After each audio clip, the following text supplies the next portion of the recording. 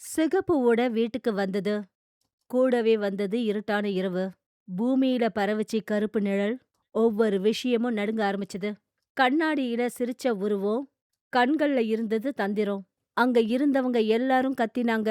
பரவுச்சு பயத்தின் வலை. அம்மா கருப்பு தாயத்த கட்டினாங்க தைரியத்தோட. பிசாசு புகையா மாறி ஓடிச்சு. வெற்றி அடைஞ்சது நம்பிக்கை.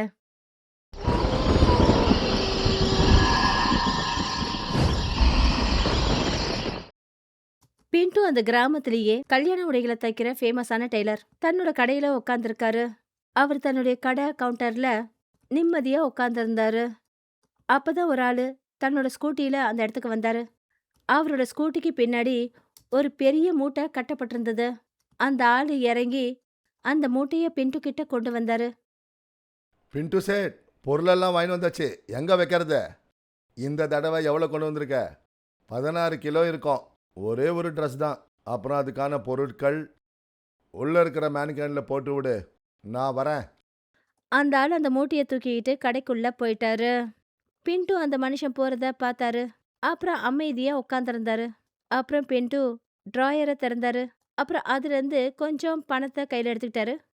பின்ட்டு மேனிக்கன் உள்ள அறைக்குள்ள போனாரு. அங்க புது கல்யாண ட்ரெஸ்ஸ மேனிக்கனுக்கு அலங்கரிச்சத பார்த்தாரு. அந்த Dress அவ்வளவு அழகாவும் ரொம்பவும் ரம்யமாவும் இருந்தது. அத பார்த்ததும் பின்ட்டோட பார்வை அது மேலேயே நிறைஞ்சிருச்சு. அவர் அந்த ட்ரெஸ்ஸோட டிசைனை பார்த்துட்டு ரொம்பவே மோகமாயிட்டாரு. இந்த வாட்டி சரக்கு ரொம்ப அற்புதமானது கொண்டு வந்திருக்க. ஏதாவது மகாராணி கிட்ட கொள்ளடிச்சிட்டு வந்துட்டியா? என்ன சேட்டு, நீங்கள் என்ன பேசுகிறீங்க? அப்படியெல்லாம் ஒன்றும் இல்லை. நீங்கள் குவாலிட்டியாக பாருங்க. பின்ட்டு மெல்ல மெல்ல முன்னாடி நடந்து போனாரு. அப்புறம் அந்த ட்ரெஸ்ஸ மோர்ந்து பார்த்தாரு. அப்புறம் அவர் திரும்பி அந்த ஆளை நோக்கி பார்த்தாரு. ட்ரை கிளீனிங் பண்ணிட்டியா? ஆ சேட்டு, இந்தாங்க, என் வேலை முடிஞ்சுது. அப்புறம் ம் இந்தா பின்ட்டு அவர்கிட்ட 1000 ரூபாய் பணத்தை கொடுத்தாரு.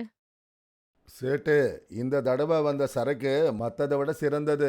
அட்லீஸ்ட் 2000 ரூபாவது கொடுங்க. எந்த பொருளை எவ்வளோக்கு வாங்கணும்னு எனக்கு நல்லாவே தெரியும். நீ கிளம்பு. அந்த மனுஷன் ஒத்துக்கிட்டாரு. அப்புறம் அந்த இடத்த விட்டு போயிட்டாரு. பின்ட்டு அந்த மேனிக்கனை எப்படி பார்த்துட்டு இருந்தாருன்னா, அது ஏதோ உயிரோட இருக்கிற மாதிரி. என்னன்னா, பல வருஷங்களுக்கு முன்னாடி அவர் அழகா பார்த்தா மாதிரி பார்த்தாரு. அப்பதான் பின்னாடி இருந்து ஒரு குரல் கேட்டுச்சு.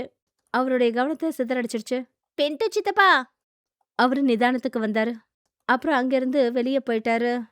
பூமி பின்ட்டுக்காக கவுண்டர்ல வெயிட் பண்ணிட்டு இருந்தா. பின்ட்டு பூமி கிட்ட வந்தாரு. அப்புறம் அவளை ரொம்ப அன்பா பார்த்தாரு. ஏதோ அவருடைய சொந்த பொண்ணை போல.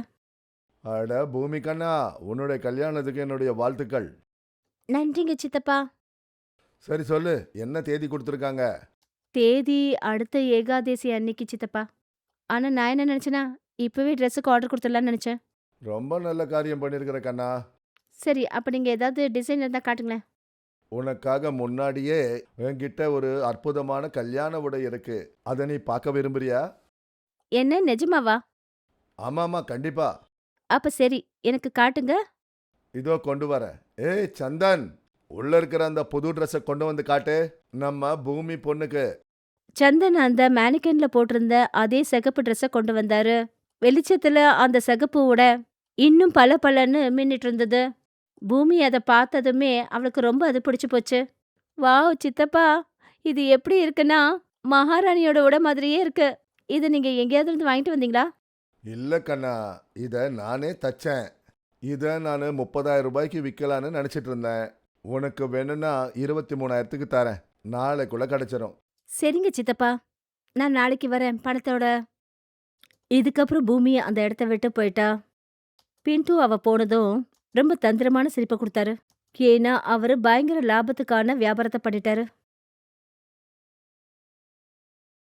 அன்னைக்கு ராத்திரி பின்ட்டு போன்ல யார்கிட்டயோ பேசிட்டு இருந்தாரு. அப்புறம் கூடவே பில்லும் கணக்கையும் பார்த்துக்கிட்டு இருந்தாரு. வேலை முடிஞ்சது. அந்த பூமி ட்ரெஸ் வாங்குறதுக்கு நாளைக்கு வருவா. அந்த பொண்ணுக்கு கொடுத்துரு. அப்புறம் அவர் பேசிட்டு இருக்கிற அந்த சமயத்துல திடீர்னு கரண்ட் போயிடுச்சு. அப்புறம் நாலாபுறமும் ஒரே இருட்டு பரவிடுச்சு. பின்ட்டு எழுந்து போய் ஜெனரேட்டர் ஸ்விட்ச பார்க்க போனாரு. அப்ப அவரோட கால்கள் அதே சிகப்பு ட்ரெஸ் போட்டிருந்த அந்த மேனிகன் மேல இடிச்சிருச்சு. அந்த நிலா வெளிச்சத்துல மேனிகனோட முகம் ரொம்ப தெளிவா தெரிஞ்சது. அத அவர் ஒரு பக்கம் தள்ளி வச்சாரு. அப்புறம் ஜெனரேட்டர் ஸ்விட்ச தேடுறதுக்காக முன்னாடி நடந்து போனாரு. அப்பதான் அவருக்கு மெல்லமான ஒரு முணுமுணுப்பு சத்தம் கேட்டது. பின்டோ. பின்ட்டுவோட கண்கள் பயத்துல பெருசாயிடுச்சு. அவர் மறுபடியும் பின்னாடி திரும்பி பார்த்தாரு. மறுபடியும் அந்த மேனிக்கின் அவர் பின்னாடியே நின்னுட்டு இருந்தது. அவரு அத பிடிச்சாரு. அப்புறம் நேருக்கு நேர் அதோட கண்கள அவர் பார்த்தாரு. திடீர்னு அந்த முகம் மாறி பயங்கரமான உருவம் எடுத்துருச்சு. அப்புறம் அவ பயங்கரமா கத்த ஆரம்பிச்சா. ஆ! பின்ட்டுவோட கண்கள் பயத்துல பெருசாயிடுச்சு. மறுநாள் பூமி சோஃபால உட்காந்துட்டு தன்னோட போன்ல ஏதோ பார்த்துட்டு இருந்தா. அப்பதான் வீட்டு கதவு தட்டுற சத்தம் கேட்டுச்சு. பூமி சீக்கிரமா எழுந்தா. அப்புறம் கதவை திறந்தா. அவ பார்த்தபோது வெளியில யாருமே இல்ல. ஆனா வீட்டு வாசல்ல கல்யாண உடைய வச்சிருந்தாங்க. இத பார்த்துட்டு பூமி அதிர்ந்து போனா. அம்மா, அம்மா! அப்பதான் அவளோட அம்மா ரூமை விட்டு வெளியே வந்தாங்க. அப்புறம் அவகிட்ட வந்தாங்க. என்னடா கண்ணா, நீங்க பின்ட்டு சித்தப்பா கிட்ட கல்யாண ட்ரெஸ்ஸை வீட்டுக்கு அனுப்பி வைக்க சொல்லி சொன்னீங்களா? இல்லையம்மா, நான் அவர்கிட்ட எதுவும் பேசவே இல்லையே. நீ தானே நேத்து கடைக்கு போயிருந்த. பூமி அந்த கல்யாண ட்ரெஸ்ஸை எடுத்தா. அப்புறம் தன்னோட அம்மா கிட்ட காட்டினா. ஆனா இது பாருங்களேன், இது யாரு இங்க வச்சுட்டு போனது? பின்ட்டு சித்தப்பா இன்னைக்கு தான் இதை வந்து வாங்கிட்டு போக சொல்லி சொன்னாரு. அட, இதுல கவலைப்பட வேண்டிய அவசியம் என்ன வந்தது? ஒருவேளை அவரு யார்கிட்டயாவது கொடுத்து அனுப்பிச்சிருக்கலாம். நீ இதுல எல்லாம் உன் கவனத்தை செலுத்தாத. இப்ப போ, போய் சீக்கிரமா தயாராகு. மாப்பிள்ளை வீட்டுக்காரங்க சம்மந்தம் பேச வந்துட்டு இருப்பாங்க. பூமி சரின்னு தலையசைச்சா. அப்புறம் கல்யாண ட்ரெஸ்ஸ உள்ள எடுத்துட்டு போனா. பூமி தன்னுடைய ரூம்ல அதே கல்யாண ட்ரெஸ்ஸ போட்டு பார்த்தா. அவ கண்ணாடி முன்னாடி நின்னுக்கிட்டு தன்னோட ட்ரெஸ்ஸ பார்த்து கொஞ்சம் சந்தோஷப்பட்டா. ஆனா அப்பதான் அவ உணர ஆரம்பிச்சா, அவளுடைய பிரதிபிம்பம் அவளோட செய்கைக்கு அப்பாற்பட்டு இருந்தது. கண்ணாடியில அவ உருவம் அப்படியே நின்னுது. அப்புறம் தந்திரமான ஒரு சிரிப்போட அவளை பார்த்துட்டு இருந்தது. அவளுடைய கண்கள் உயிரற்றதா தெரியுது. இன்னொரு பக்கம் பூமியோட அம்மா மாப்பிள்ளை வீட்டுக்காரங்கள வீட்டுக்குள்ள வரவேற்த்தாங்க. அவங்க அவங்கள சோஃபாவில் உட்கார வச்சாங்க. அப்புறம் எல்லாருக்கும் குடிக்கிறதுக்கு சர்பத் கொடுத்தாங்க. அப்புறம் நிச்சயம் பண்ண பூமிய வெளியே வர சொல்லி சொன்னாங்க. அம்மாடி பூமி, வாமா, ஏற்பாடெல்லாம் ஆயிடுச்சு. பூமி தன்னுடைய ரூம் கதவை திறந்தா. அவ இப்பவே கல்யாண ட்ரெஸ்ஸ போட்டிருந்தா. அவள் லிவிங் ரூமுக்கு நடந்து வந்தா. ஆனா அவளுடைய நடவடிக்கை ரொம்ப வித்தியாசமாவும் பயமாவும் தெரிஞ்சது. அங்க உட்கார்ந்திருந்தவங்க எல்லாரும் அவளோட நடவடிக்கைய பார்த்து ரொம்பவே அதிர்ச்சியானாங்க. அவளோட அம்மா அவளோட கைய பிடிச்சுக்கிட்டாங்க. அப்புறம் அவளை திட்ட ஆரம்பிச்சாங்க. நீ என்ன கண்ணா பண்ற? உன்னை நீயே கண்ட்ரோல் பண்ணிக்க. உன்னை நீயே இந்த மாதிரி பண்ணி வச்சிருக்க. வாய மூடு கிழவி. பூமி தன்னுடைய அம்மாவோட கைய உதறி விட்டா. அப்புறம் அவ நேரா மாப்பிள்ளையோட கண்களை பார்த்தா. அவளோட முகம் பார்க்கவே பயங்கரமா இருந்தது. மாப்பிள்ளையும் அவருடைய குடும்பமும் ரொம்ப மோசமா பயந்து போயிட்டாங்க.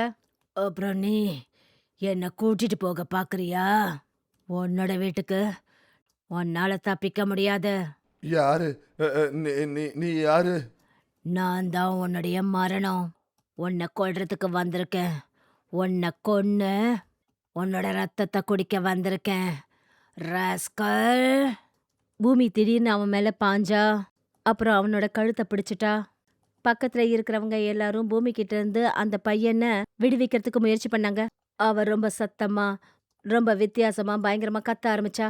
மாப்பிள்ளையும் மாப்பிள்ளையோட குடும்பமும் ரொம்ப மோசமா பயந்துட்டாங்க. ராத்திரி ஒரு சாது பூமியோட அம்மா கூட பூமியோட பெட்ரூமுக்கு வந்தாரு. பூமிய கட்டில்ல கட்டி போட்டு வச்சிருந்தாங்க. ஆனாலும் அவ சத்தம் போட்டு துடிக்க ஆரம்பிச்சா. அப்புறம் அங்க இருந்தவங்கள ரொம்ப தப்பு தப்பா பேச ஆரம்பிச்சா. திறந்து விடுங்க, நாய்ங்களா, என்ன திறந்து விடுங்க. ஒரே ஒரு தடவை கட்ட அவுத்து பாரு, எல்லார் கதையும் முடிச்சிருவேன். எல்லாருக்கும் ஒரு வழி பண்ணிடுவேன். திறந்து விடுடா நாயே. சாது பார்க்கறதுக்கு ரொம்ப பயந்து போய் இருந்தாரு. இருந்தாலும் அவர் தைரியத்தோட பூமிய கேள்வி கேட்க ஆரம்பிச்சாரு. யார் நீ? சொல்ல மாட்டேன். சொல்லு, நீ யாரு? அப்புறம் எதுக்காக இங்க வந்திருக்க? எல்லாரையும் கொல்றதுக்கு வந்திருக்கேன். எல்லாரோட ரத்தத்தையும் குடிக்க வந்திருக்கேன். எனக்கு கல்யாணம்னா வெறுப்பு. நான் யாரையும் விட மாட்டேன். பூமி பெட்ல பயங்கரமா துடிக்க ஆரம்பிச்சா. அப்புறம் தன்னை விடுவிக்க முயற்சி பண்ணா. திடீர்னு பூமியோட உடம்புல ஆழமான காயங்கள் தெரிய ஆரம்பிச்சது. இத பார்த்துட்டு சாதுவும் அம்மாவும் பயந்து போயிட்டாங்க. சாதுவும் பூமியோட அம்மாவும் ரூமை விட்டு வெளியே வந்தாங்க. அப்புறம் அவங்க அந்த ரூமோட கதவை மூடினாங்க. பூமியோட உடல்நிலை மோசமாகிட்டே போகுது. நாம சீக்கிரமா ஏதாவது பண்ணியாகணும். இல்லைன்னா அவ இவளை விடமாட்டா. ஐயா சாது ஐயா, அவளை எப்படியாவது காப்பாத்துங்க. வர ஏகாதேசி அன்னைக்கு அவளுக்கு கல்யாணம் நடக்க போகுது. பிரச்சனை ரொம்ப பெருசு.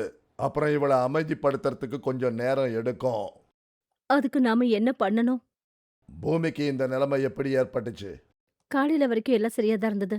ஆனா அப்புறமா அப்புறம் என்ன? சாது ஐயா, எனக்கு புரிஞ்சு போச்சு. அந்த சைத்தான் அந்த சிகப்பு உடையில இருக்கா. அவ அந்த ட்ரெஸ்ஸ போட்டுக்கிட்டதுல இருந்து இந்த மாதிரி எல்லாம் பண்ணிட்டு இருக்கா. சாது கொஞ்ச நேரம் யோசிச்சாரு.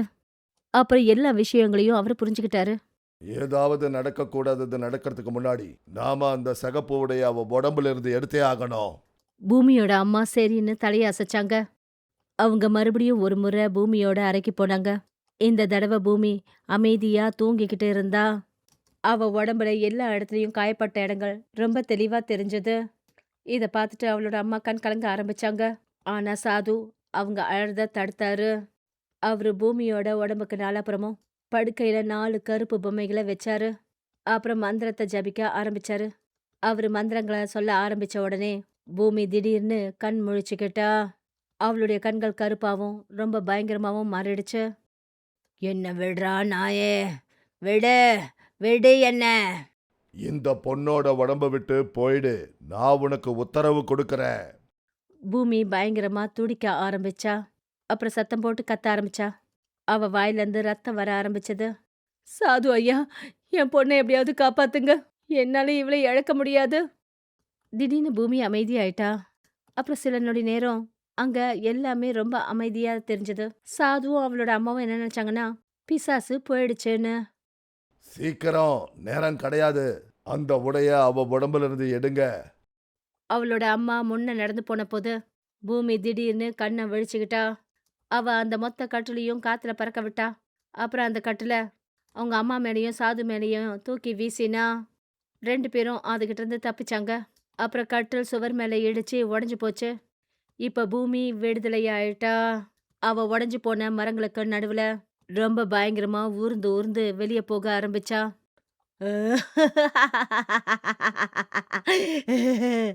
இப்ப என்ன பண்ண போற? அவ வேகமா ஊர்ந்து ஊர்ந்து சாதுவ நோக்கி போக ஆரம்பிச்சா. அப்புறம் அவர் மேல எகிறி குதிச்சா. ரொம்ப இறுக்கமா அந்த சாதுவோட கழுத்தை பிடிச்சு அவரை அந்த இடத்துல தூக்கினா.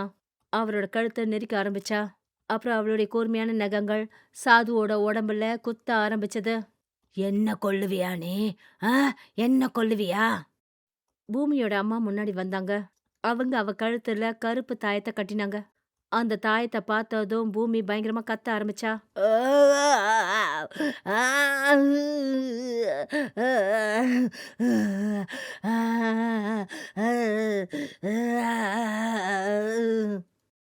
அவ சாதுவ தூக்கி தூர வீசினா.